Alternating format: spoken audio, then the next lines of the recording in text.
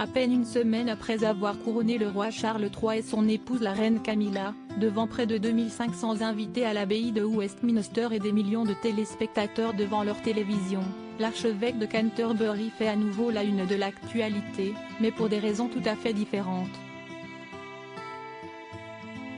En effet, l'homme d'église a été condamné, a révélé The Mirror ce samedi 13 mai. Justin Welby a, en effet, été reconnu coupable d'excès de vitesse quelques jours seulement après avoir couronné le roi Charles III. Il a été condamné à payer une amende de 510 livres sterling. Pris en flagrant délit d'excès de vitesse dans le quartier de Lembus, à Kennington, en octobre dernier, l'archevêque de Canterbury a été filmé en train de rouler à 25 000 par heure dans une zone limitée à 20 000 par heure au volant de sa Volkswagen Golf, alors qu'il prenait la direction de sa résidence officielle, le palais de Lembus. Couronnement de Charles III et Camilla, complicité, émotion.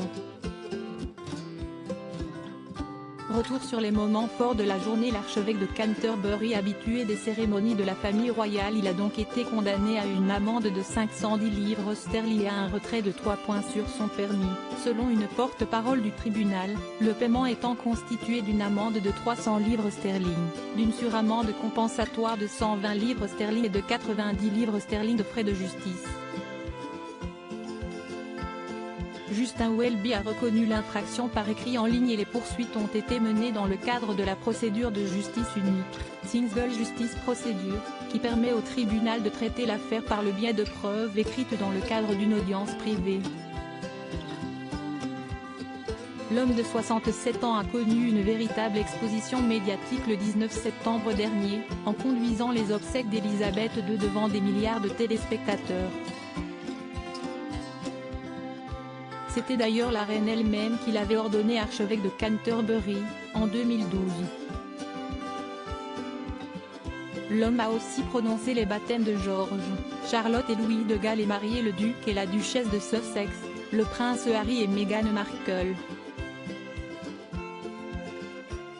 Une polémique était née quand le couple avait indiqué, lors de leur interview avec Oprah Winfrey, que Justin Welby les avait mariés 3 jours avant la cérémonie officielle.